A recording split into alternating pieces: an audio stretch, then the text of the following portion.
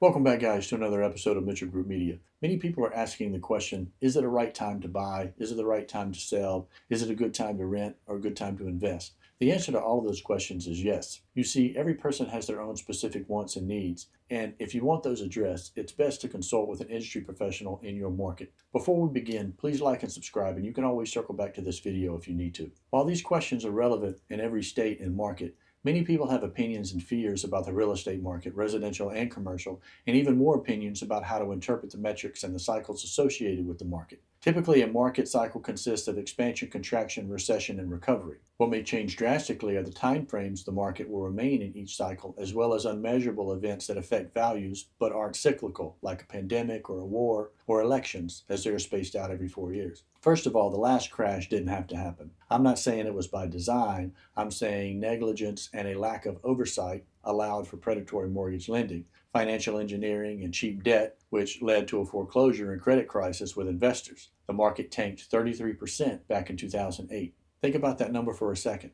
The national average is about a 35% increase overall in real estate value in the last 2 years, with 80 to 90% increases in certain more desirable markets. The time frame itself acts as a hedge, but we know the crash is unlikely to happen even with rising mortgage rates.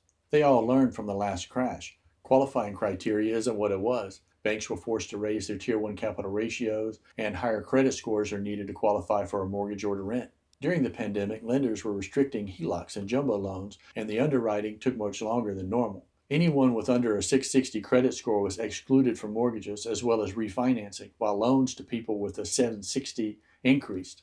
This helped force people to hold on to their equity, and assuming the worst, high credit borrowers will continue to pay for underwater mortgages. There's literally 5 to 6 times more equity in the market since 2008, as evidenced by the New York Fed Consumer Credit Panel. Now, that was just the logic. Now, let's get to the data. Typically, when rates go up, the housing market cools and prices go down.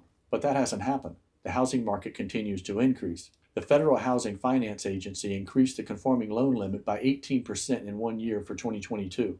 That's huge, and in higher cost areas it increased to 150% of the baseline loan limit. Conforming loan rates are generally 25 basis lower than non-conforming rates. This helps to keep demand high as well in these areas. Freddie Mac stated in 2022 the housing market needed over 3 million homes to keep up with demand, and that was just for the domestic market. That didn't include any foreign investors. They currently, as of 2024, state the market is still at a shortage of 1.5 million homes. According to NAR, we're coming out of the country's lowest inventory in over 20 years. Also, the National Association of Realtors said the average home price in 2022 was $412,000 and $425,000 in 2023, and that dropped the affordability in upwards of 27%. And despite that metric, home prices still continue to climb and are expected to climb by another 5% by the end of this year. And according to the apartment list rent estimates, since 2018, rents were up 17.8%, making secondary investment homes a solid investment. The pandemic forced the intrinsic value of homes up. More people developed at-home habits during this time, including working from home, limiting any income disruptions, and spending more time at home also helps grow your disposable income. During this time, people realized when they're not going out to eat spending $2,000 a month, they can not only hold on to the home that they've got, but they can probably afford much more. Mortgage rates will continue to be in the single digits as they have been in decline since the 1980s. Despite the 6 to 7% we're currently seeing, I also believe that a fixed rate in the 7s or 8s, especially right now for first-time homebuyers, may not necessarily be the best course of action. I would normally never say that, but I think in those circumstances a variable rate is a legitimate move. Foreign investors are propping up a domestically cool market. The U.S. market is cheap on a global scale, including for Canada. Since 2018, there have been $100 billion in decline in foreign real estate investments. But if American real estate returns to the Canadian market, we could see upwards of another value increase by 70%. And I don't think the Fed will ever allow that to happen, which is another reason why they don't want to lower interest rates. There are local, state, and federal programs available to homeowners to assist with keeping the mortgage paid and affordable, and the 1031 exchange for investors. Inflation helps combat unemployment rate,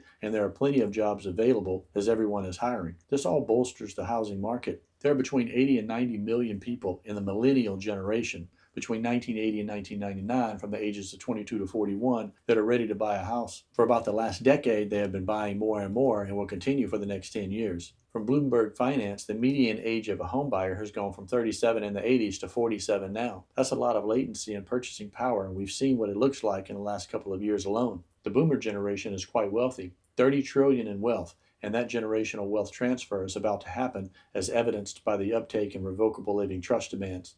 That's one reason millennials have been renting and getting a better education. Their parents are literally their retirement strategy, and the parents want to avoid death and estate taxes. This is also most likely when Bitcoin, crypto, and NFT will skyrocket, and fractional investing in real estate trusts should blow up as well. Inflation is pushing people to buy homes as they're tired of getting squeezed as rents go up.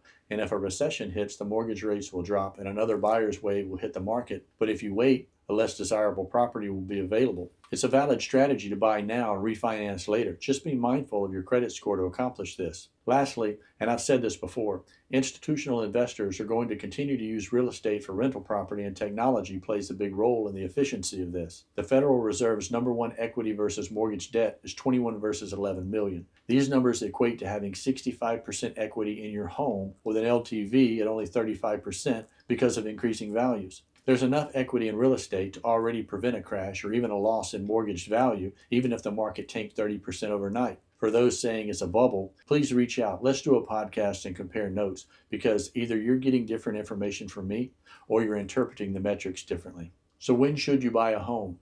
It's simple: when you can afford to do so. How do you know when that is? Check out my video on buying a home and where to start. No one can time the market. It's not fiscally responsible to even try, especially in the current real estate landscape. And who wants to pay rent while they wait for something that may never come?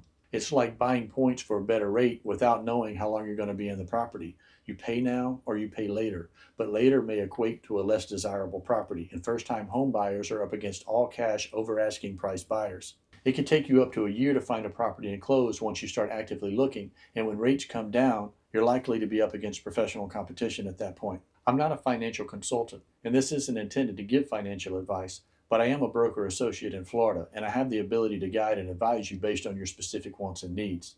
If you found any of this information informative, please like and subscribe, and I'll see you in the next video.